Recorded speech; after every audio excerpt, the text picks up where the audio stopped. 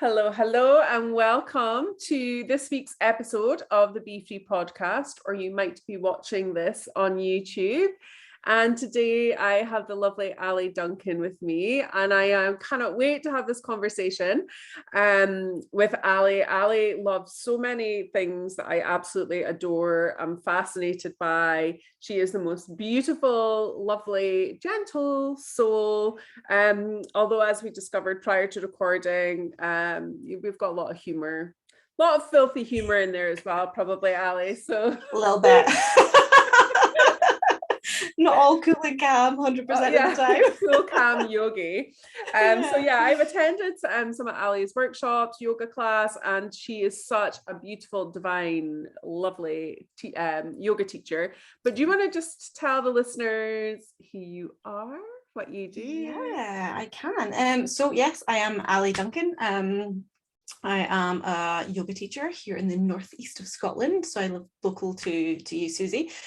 And I just love learning and I love sharing. And I think that's maybe what's most obvious in my teaching, in my classes, because, and hopefully I'll try and keep myself together today, but I have a tendency to go off tangent and talk a lot because any of the knowledge that I get from my teachers, I just want to share. Anything that benefits me, I want everybody else to know about as well. So yeah, I'll try and keep myself on focus. Oh, it's good. It's good. You know, that's what the podcast is about. The podcast is here to inspire, to educate, to empower, to kind of open people up to other things that they've maybe not considered.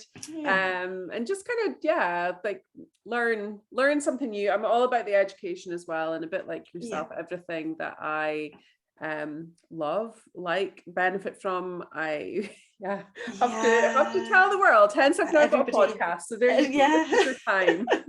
If ever there was a time to share all your wisdom, now is that time. Well, thank you for having me. No, it's awesome. I'm really excited for you to be here. So I know, like, as I mentioned, you've got this really beautiful, lovely, kind of gentle approach to yoga and health, but I wondered, how did you come into this path of being a yogi? Do you know, it's super interesting that you use those words of sort of gentle and calm, because that's certainly not how I would have described myself not so long ago, really. Most of my adult life, I suppose, I have been probably the opposite of that. I've been a little bit erratic, at times quite wild, fiery, and not very imbalanced. That's what we'll say. I was not very balanced. But that's not who I used to be as a child growing up. You know, something changed. And through my adult years, I just got a little bit wild. And I think yoga has helped bring me back to that person, to who I really am. And what really got me into yoga, well, yoga is something I have participated in, dipped in and out of classes for most of my life. You know, as a kid, I would be doing the lotus pose in front of the telly. I remember, God, I'm going to show my age here, for my birthday, getting a yoga mat and VHS yoga classes, nice box set of videos. Some people might not even know what I'm talking about when I say that, right? VHS tapes. So I'd always had an interest, but it was very much dipping in, dipping out, dipping in, dipping out, which kind of, I think, resonates a little bit with my personality of wanting to always learn a bit more. Sometimes I was just like, I was kind of moving all over the place. But when I really started to delve deeper into my yoga practice and have it as a consistent thing in my life, was probably after I had a diagnosis of a condition which affected it hasn't gone away, my joint in my spine. So I suppose for me to really utilize the benefits of yoga, I had to be in a really bad place, which I don't know is maybe the wellness journey for a lot of people, right? Not necessarily yoga, but I think usually whatever it is that we're looking for from a holistic perspective, usually we've been in a bad place looking for something to help us get out of there. And for me, that was yoga, and then Ayurveda in turn as well. But yeah, what I found was I was in a place in my life where I was in a lot of pain, a lot of physical pain, and yoga, I discovered, was what I was being treated. So for example, I was going to physio classes, physio appointments, to help me gain some mobility back. So what I have is called ankylosing spondylitis. If some people listening or watching this may or may not be familiar with it, it's a condition that can fuse the vertebrae in your spine. It can affect any joint in your body. It can affect because it's inflammatory, it can affect anything really, your eyes. For some people, it has an effect on organs, just because of the way it affects our body, kyphosis and things. But yeah, so I was not able to dress myself when I was in my early 20s. I had to stop driving because I couldn't turn my neck to see the mirrors. And yeah, so I was going through physio to see if any of that mobility could come back. I didn't know at that point if it was fusion or if it was the inflammation around the joints. But what I started to find was a lot of what I was being shown in a physio appointment was what was familiar to me from a yoga practice. Okay. So I started to once I got a little bit of movement back, revisit yoga classes, which I was a bit scared to at the time, because I was like, oh my God, probably like a lot of people, well, I'm not flexible. I can't go to yoga class, which I now know is the exact opposite of the truth. If you're not flexible, go to a yoga class. If you're in pain, go to yoga class and you'll just do what's right for your body, right? And that's when I started to move my neck more. I could start to put my own socks and shoes on.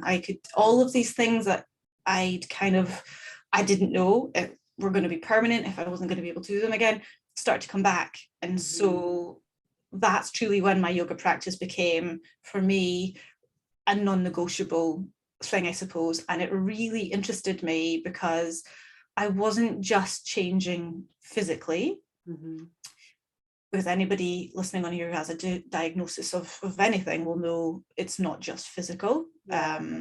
It's mental, it's emotional, all that stuff gets all muddied up together, right? And I noticed I was changing.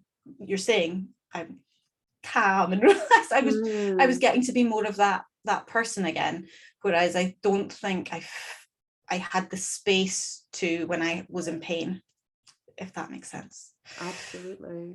Yeah. Wow. So yeah, the journey, and I think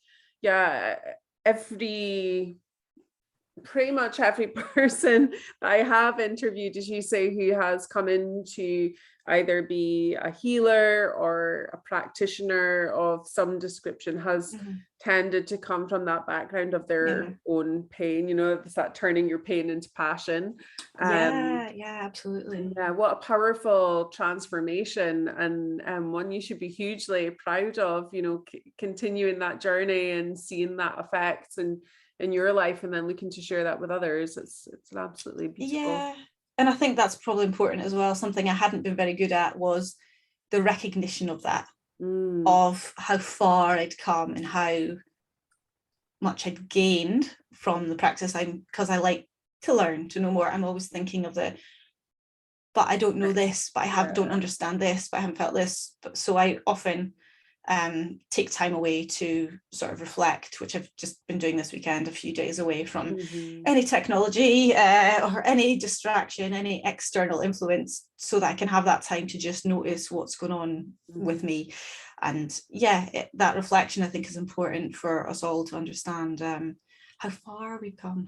Yeah, absolutely. And I think we touched on this actually at the end of your last yoga class, that I found myself getting quite frustrated in your yoga class, the outdoor one, because I was just like, oh my gosh, I wasn't able to do a lot of things that I used to be able to do previously before experiencing this moment of ill health with my balance and things like that.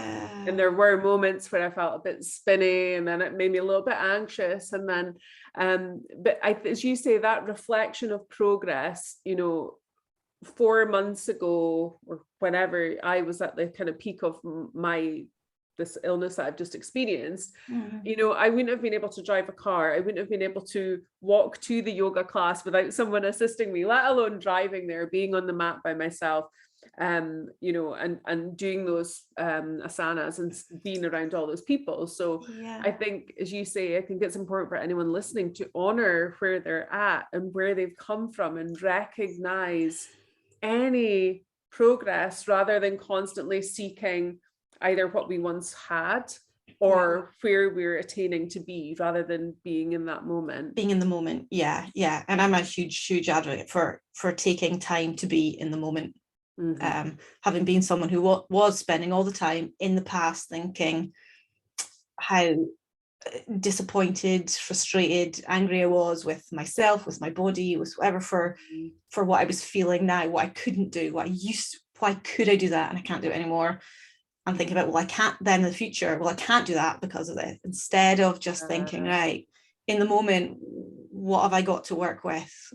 And then and that's where the healing has been for me, for being aware and present in the now, instead of being stuck in the past or thinking too much about the future. Yeah, absolutely. And I was going to say that because you're such a big advocate of rest and, you know, this approach to life of aligning your mind, your body, your spirit through movement, breath, and rest. And I just wonder, like, what does rest look like to you, and how can people bring that into their lives? Because everybody seems to be so busy that rest doesn't seem to be like high on the list of priorities. So how can people incorporate that into their lives? I think the most important thing is to prioritize it, to see rest as part of your sort of needs just as much as food, just as much as exercise, that it's part of what your body needs. Your mind needs it. So prioritizing is the first thing. And I know that's easy to say maybe and less easy to do. Certainly for me, I've always been a person who's, because I'm an active person, rest hasn't been a priority. But that's why I think I know it's so important, because if I had taken time to stop, to rest, to pay attention to my body, to my thoughts, to my feelings, probably things wouldn't have got, and there's no point thinking probably, but I honestly believe things wouldn't have got so bad for me physically, mentally, emotionally, all this stuff, if I'd actually taken time to notice. But I was sort of pushing through pain, physical, mental, and emotional pain. I'd had grief in my life, and I don't think it's any accident that the physical stuff came after that. I think that's all tied in together. And I did not take time to deal with the grief. I didn't rest when I was in the physical pain. I just kept going to the point of really, really damaging myself. So now I prioritize rest because I don't want to be in that place again. So it is something that I include as part of my practice, my ritual, is taking time to switch off. But I know that's not easy in a busy world. In the world that we live in, rest is not sold to us as something that is necessary. I think we're kind of still, things are changing, but I think we're still in a bit of a hangover of this modern culture idea that we should hustle harder. Hustle and side hustle, and to be successful, you have no free time. Like a full diary is impressive, and that's a status symbol. And I've worked in industries before, so in a previous life before being a yoga teacher, I worked in hospitality for years, and then in retail to sort of head office level in a retail environment. And being the last person in the office in London was like badge of honor or something. And it's actually, thinking back, I was like, oh, that's really sad. I was the last person in the office because I had no family around at the time. I was living down there on my own, and like, why I should be making a life for myself here. instead of just, so this badge of honor of like who's worked the most hours, who's had the least holidays, who's had the least sick days, and all of these things were used as like like it was like a bit of a game. Well, I haven't been sick in 4 years, and like, well, you've been sick, you just haven't taken a sick day. And I was one of those people. So yeah, that had to change. But if you are one of those people, I would definitely say if you don't have time to rest, then you should definitely be taking time to rest. If you don't have time to rest, you're going to be forced to. You will be forced to. Yeah. If you think, well, I don't have time to take an hour for myself out of a week, then there's probably some reflection to be done there, because something at some point you will have to take that rest. But another tool I have, which has really helped for me, because I understand time constraints of a modern life, particularly people who are trying to juggle life and work and family and home, like all that stuff. So practice that's really helped me learn to rest is yoga nidra. And that's something I share quite a lot of. So I share it as like a monthly event at the moment, but a bit more so because people are really engaging with it. So yoga nidra is yogic sleep, is what it's referred to. It's not actually sleeping, but it's similar to a meditative practice. It's not the same as meditation because of the way it affects our brain, but a yoga nidra practice is a place of stillness. It's a systematic process to bring our bodies and our minds into a state of rest. So if you don't have time to set aside for yourself, I suggest looking into yoga nidra, or non-sleep deep rest is what it is often being termed now. Some of it, I think it's the guys at Harvard have started to call it this through their research, non-sleep deep rest. So it's a way we can gain rest that is much more beneficial to our bodies than a deep sleep. And you can do this practice, as I like to share, as an hour-long practice, but you can do it as lots of people are sharing them online, audio recordings, 15-minute recordings that you can listen to. And I would suggest, if you can't fit an hour, find 15 minutes and find an online yoga nidra, and it will hopefully open the door to understanding the benefits of rest. And actually, well, maybe next month I can do a half hour. Maybe I'll go to a class where someone's teaching in person and I can do it for an hour, like build up that way. Instead of overwhelming yourself with thinking I need to take 4 days off to rest, give yourself a 15 minutes in a week yoga nidra. See what happens with that. Love it. So I have a yoga nidra for anyone who wants to listen to an audio, as if you didn't. Thanks for lining that up nicely. I didn't even know, but there you go. I do have one online free that people can access via the app Insight Timer. Brilliant. So it's really popular. The amount of people I know who, obviously the yoga nidra, and I think I say this in the recording, it isn't designed for you to fall asleep. It's designed to be like active but restful. But the amount of people that have said to me, I fall asleep to your voice every night listening to your yoga nidra, and I'm like, okay. Same happens with me. So that is there, and that is absolutely free for people to go and experience and use that. And I think, as you said, for people that have busy minds and busy lives, a yoga nidra can be such a great practice to help focus, give the mind something to focus on, the body something to focus on. So even if you're new to meditation or new to yoga, you could do that. Definitely. Because it's also like when you're an active person, telling someone to sit, to meditate, that's a big ask. Certainly was for me, because your mind is like monkey mind, we call it, right? So yoga nidra is a really useful tool to learn rest, to learn focus, and to learn to try and like just kind of be okay with just being still. And so being still, being guided is a little bit easier than being still on your own in a space, I think. So it's a really useful thing. And like you say, the plan isn't to send people to sleep, but that's often what happens.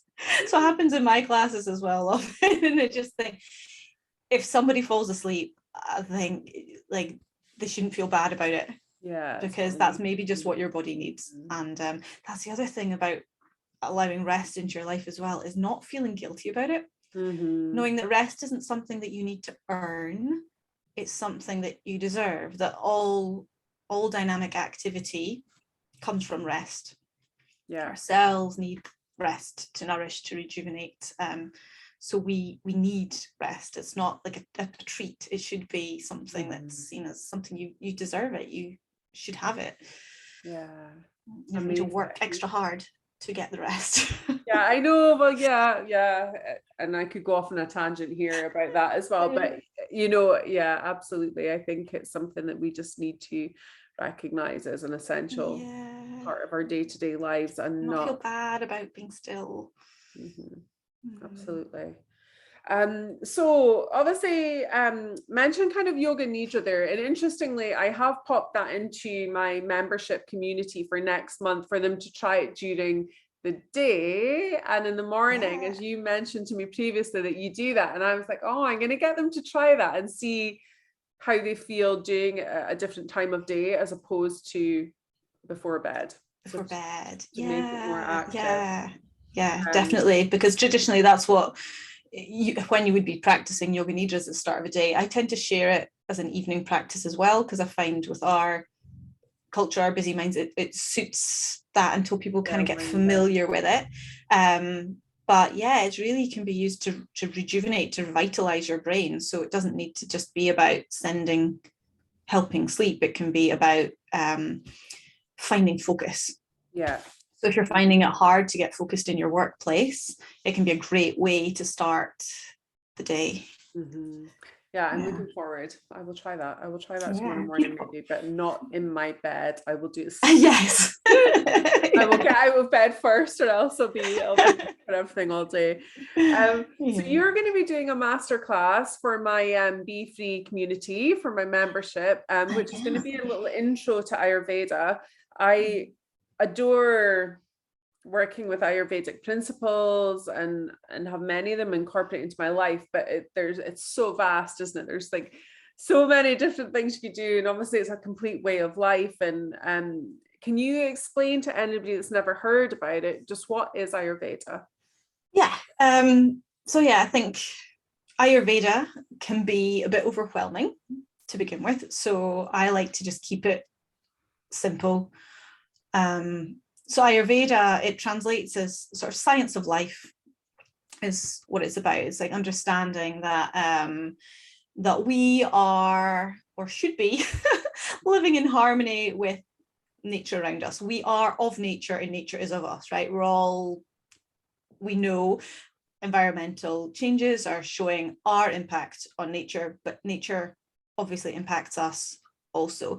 And so the underlying principles of Ayurveda are to find balance within the principles of nature: earth, air, fire, water, space. And so I think for me, what's been useful is just kind of forgetting about when I started really exploring Ayurveda, which is also, so it was yoga and Ayurveda, which really helped me through the ankylosing spondylitis diagnosis, because that's what got me into Ayurveda, actually, because there will be some things that people have heard of, which they won't realize are Ayurvedic, and they probably already have some things in their life that have come from Ayurveda. Most of us have heard these days now of the benefits of turmeric in inflammation. That's really, I guess, probably what got me looking to Ayurveda, thinking naturally what's in anti-inflammatory, and that brought me to the Ayurvedic principles. But then it blew my mind that there was so much more to this. So Ayurveda, this science of life, it's a holistic approach to our well-being, to our body, our mind, soul, spirit, whatever you wish to call it, through various practices. So whether that's herbal remedies, yoga's involved in that, breath work, movement, meditation, a lot of other things that we will be familiar with come from Ayurveda, like I've already mentioned, but like aromatherapy, has roots in Ayurveda, sound healing. Ayurveda utilizes crystal healing, color therapy. There's all sorts of things. You've had a crappy day, you put on a colorful something to feel nice. So some of these things we do naturally.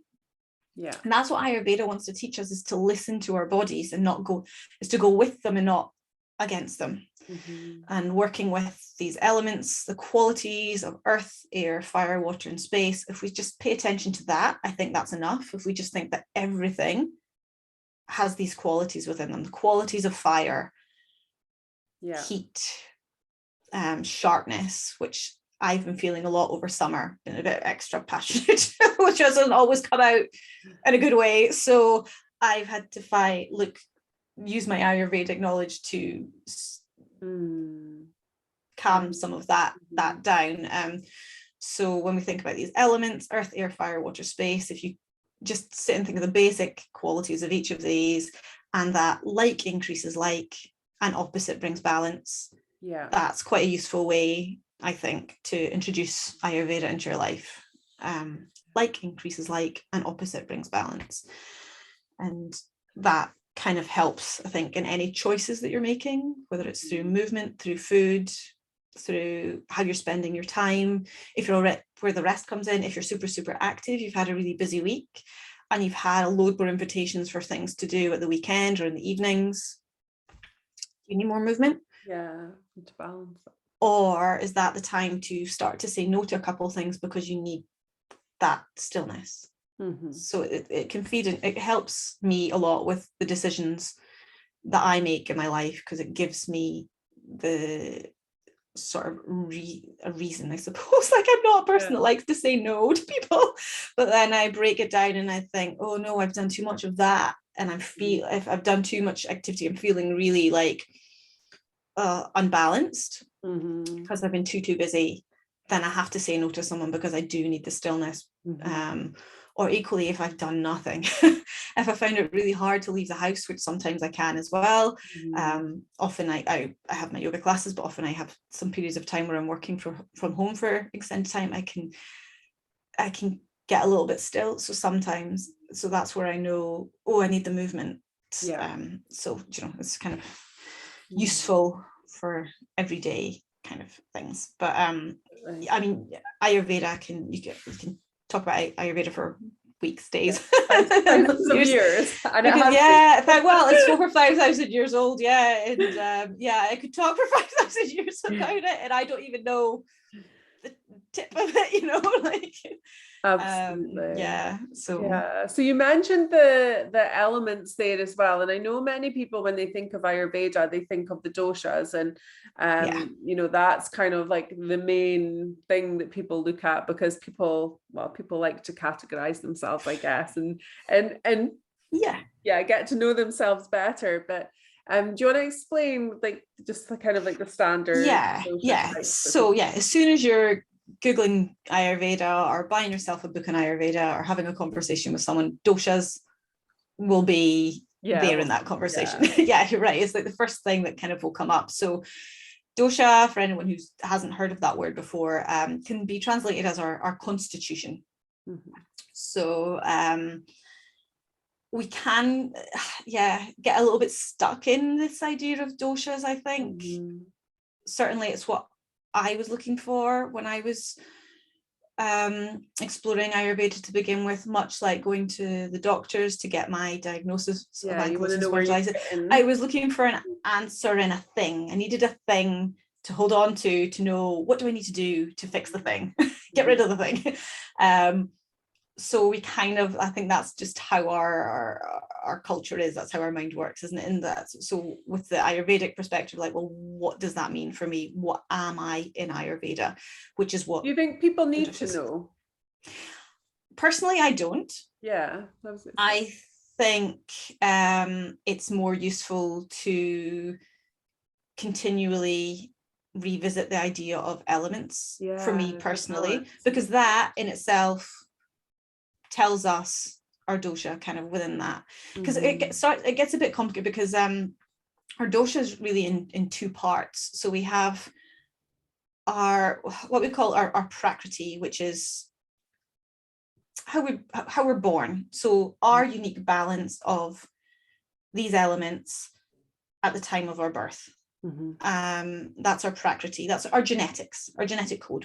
We could call that in sort of our language. It makes sense to us. That's our genes, and that's brought about by our parents, where what their genetic codes are, but also the external influences. So whatever was happening on the day that we were created, whether that's the time of the year, the weather elements, the sort of moods that our parents were in, the things that they ate, as well as their genes, affect what our Prakruti is, where our sort of starting point as a human is. And this is sort of what we're looking to. This is where we are balanced when we're in our Prakruti. For our dosha, we can also have Vikruti as well, which is where we're at right now. Yeah, I was going to say that because I felt like I've felt before, like your dosha changes. Like it's not, I don't feel that. Yes, exactly. It's ever in flux. It's in constant change and flux. So our Vikruti is our current state, whereas our Prakruti is our what we're born into. So we can often think that what we're looking for is to find the balance of this dosha's equal levels of each dosha, but it's not. It's different for each of us, and this is where Ayurveda really, I think, is so special, is that it has this understanding that we are so unique.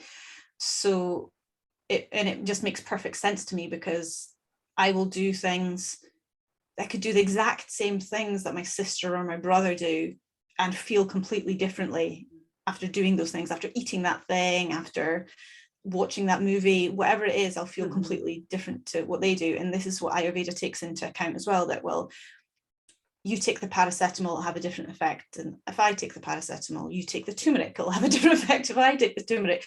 So summer will affect me differently to how it affects you. So it really takes into account that we are individuals, so we need to make individualistic decisions for our health and wellness. And the underlying principles of Ayurveda are really much about avoiding disease, really. So what Ayurveda wants us to do is understand ourselves, to know what we're all about, what suits our bodies, what we need, when we need it, so that we don't get to the point of being ill. Hence the taking the time away, hence the importance of rest, for time for reflection, so that you can be aware.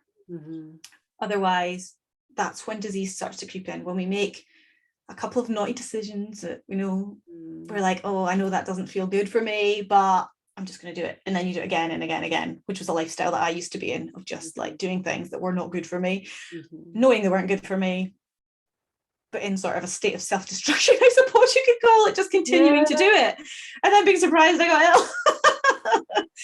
So instead now, it's like, every now and then I'll maybe do something like, I still drink wine, and think, I'm not like a teetotal person. I don't not eat junk food.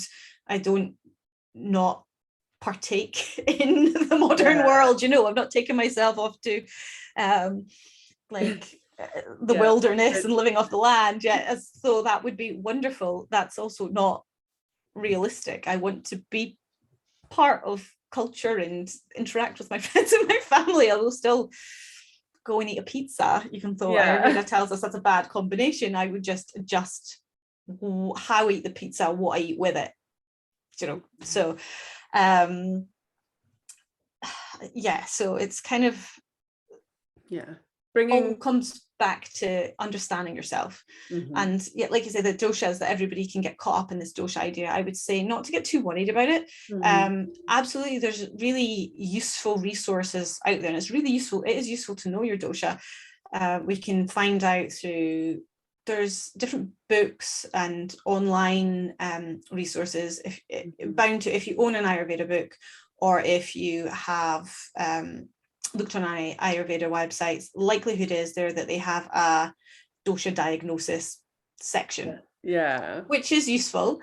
But what I would say is that probably what you're getting out of that is your Vikruti. You're getting more information about what's relevant, what's going on with you right now. So you might not necessarily know what your Prakruti is, what your actual natural constitution is. So it won't be 100% accurate. It will be useful. It will give you some awareness, but the only way that you're really going to get a true diagnosis of a dosha, if that's what you're looking for, is to speak with a fully trained Ayurvedic practitioner or doctor, for them to, because there's a lot more to it. They ask a lot of questions, but I mean, an Ayurvedic doctor will be able to look at you and I and know exactly what our dosha is. They can see from our color of our eyes, what our skin's doing, our hair, checking our pulse. There's a whole load of things that they do, but they're the only people that can tell you accurately if you're really stuck on wanting to find a diagnosis.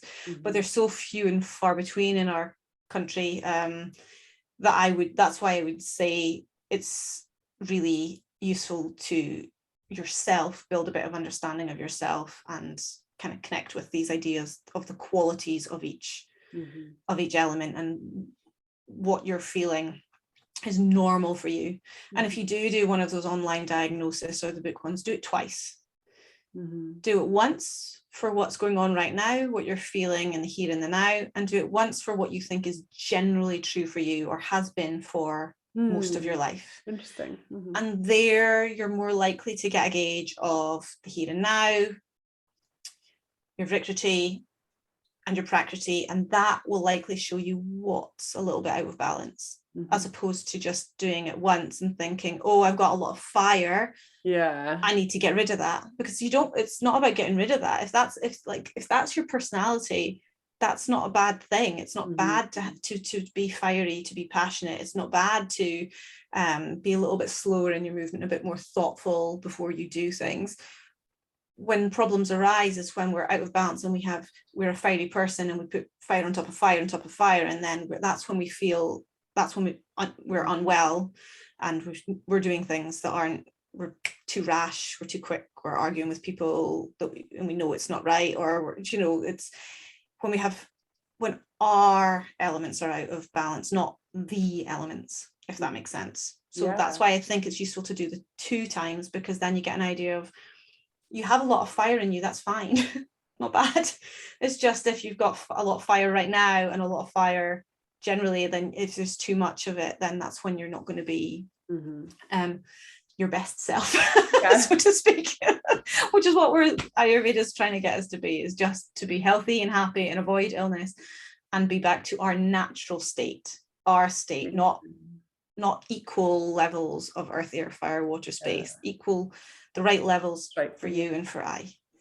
Oh my gosh, I'm so excited to experience your masterclass and to work more with that. I know something else that you're passionate about is working with the seasons, and does that stem from your Ayurvedic practices, or is that something that you've been kind of conscious of anyway?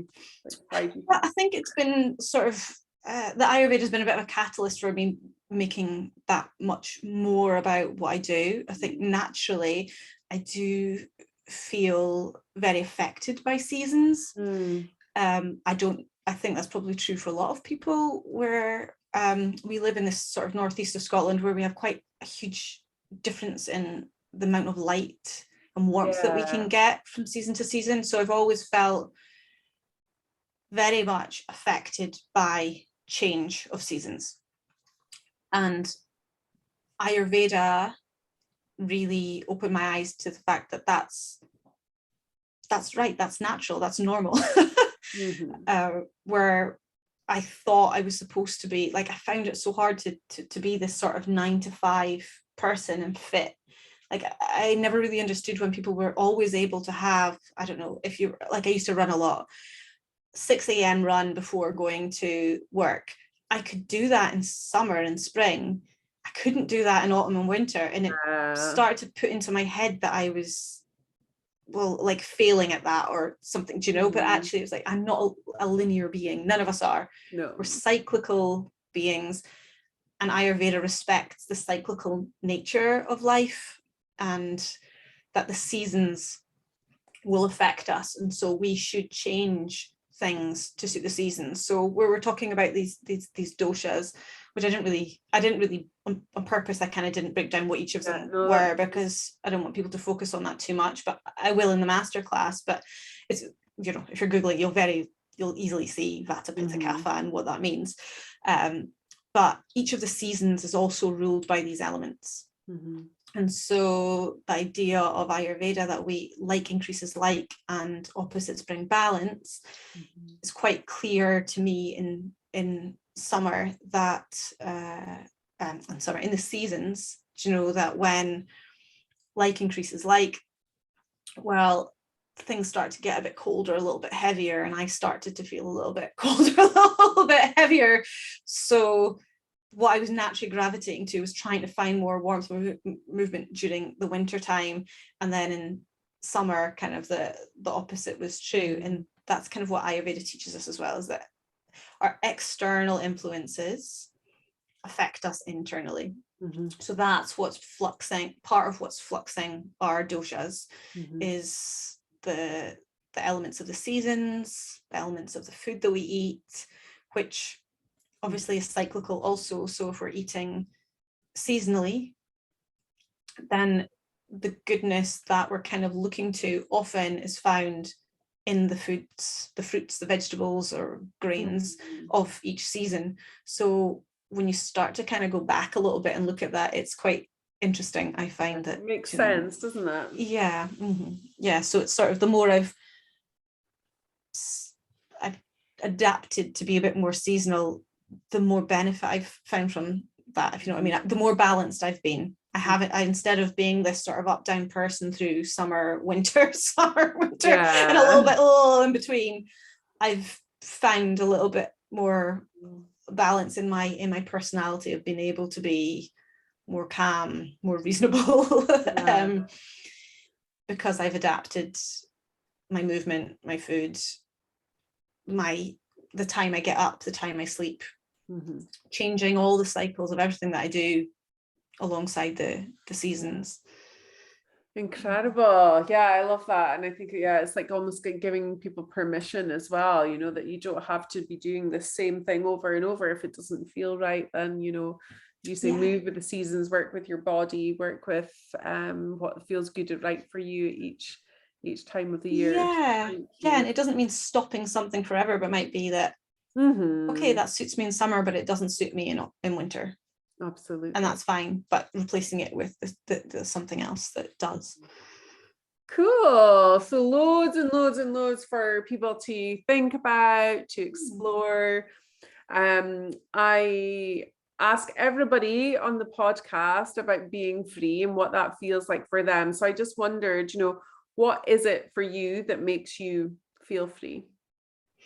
Oh, feel free. Do you know,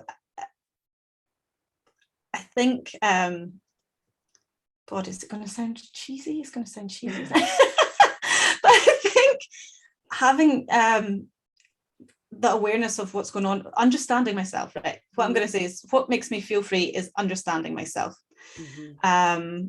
Because that has got me out of physical, mental and emotional pain, which was sort of like the opposite of freedom. Of just this sort of like internal like prison of your own making, I suppose. Well, not necessarily your own making, but this sort of did not feel free at all. Felt limited in my movement, limited in my beliefs, limited of what was possible in my life. Whereas when I started to understand myself better and be okay with that and listen to my body, I became freer in my body, which has made me freer in my thoughts and my feelings. And that's what's definitely given me freedom. Definitely. Just understanding myself and being okay with that. Do you know that's the third time I've heard that today.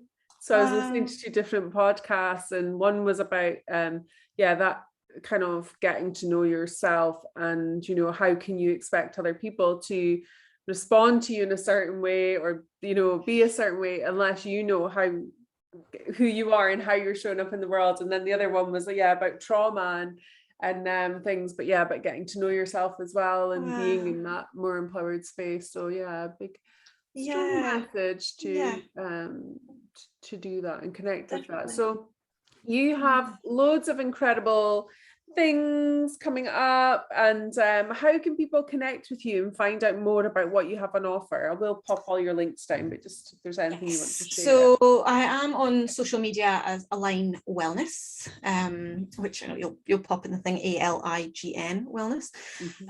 So that's my sort of yoga and Ayurveda name, I suppose, because that's what yoga and Ayurveda have done for me. They've aligned my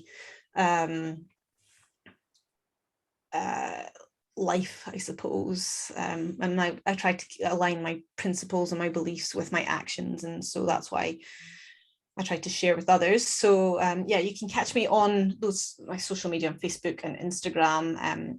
My website is currently in progress for like 2 years, but now it's a priority. And so I do some classes online. Most of my classes are in person because I like to connect with people face to face. So I'm mostly teaching Aberdeen in Aberdeenshire, and I have weekly class offerings as well as monthly and seasonal offerings as well. Understandably, because I like to work with the seasons, I like to offer a seasonal approach to what I share as well. So I do have a seasonal yoga and Ayurveda like little mini day retreat, which is actually sold out for autumn because I keep the classes pretty small, but I'm going to this year offer a second one in October. Usually I just do, I've had quite a few requests, and usually I like to just keep the one. But I just feel this year called to do another one. So maybe went into it where we're like into autumn a little bit, so we're feeling the season a little bit more. So that'll be in October. I will be putting a date out for that this week. Yes. Amazing. Well, I shall look forward to that, and hopefully it's a date I can make, and that would be really, really lovely. Is there anything else you want to add before we jump off? Anything you want to share? I don't know. And my online class will be returning actually. So I'm going to be doing, I do something, Scottish people will know what this is, a Korean, which is an idea of like getting comfy and cozy, which is an online class that I do on a Sunday evening, every second Sunday. And I stopped it over summer while people were enjoying the daylight, had changed their routine to suit getting out in the nighttime. But from the end of this month, I'll be bringing that back. So that's a 90-minute event, which is breathwork, restorative yoga, and yoga nidra. It kind of blends some of my favorite practices that I think are really useful for coming into the change of the seasons and things, and a Sunday night going into a Monday where people are feeling all the stuff. I remember it well. This class is all about kind of giving yourself that space if you can prioritize the 90 minutes on a Sunday night to kind of set yourself up for the week ahead. I believe it's been very beneficial for people the last few years I've been sharing it, so that will be coming back. That's only a class I want to share. But in terms of what we've been chatting about, I think I would just ask anybody who's been listening or watching this podcast to give themselves the time just to think about themselves and prioritize themselves and not feel bad about it. Let go of that idea of guilt. Something that I lived with a lot, and I think that's why I got to such a bad place of just feeling guilty about caring about myself, and that's not really what we should do. We should be looking after ourselves first so that we can be in the best place that we can be to look after all those other people around us that we care about so much. Absolutely. Oh, thank you. We could probably have just like sat here all night, like, chatting and going deeper on things, and I'm sure we will meet up again soon and over a nice chai latte or something like that. Absolutely. Yes, definitely. So thank you. I can't wait for the masterclass to go out to the members as well. They're going to absolutely love that. Thank you. So I will catch up with you soon, and until then, we'll see you later. Amazing. Thanks so much for having me. Bye.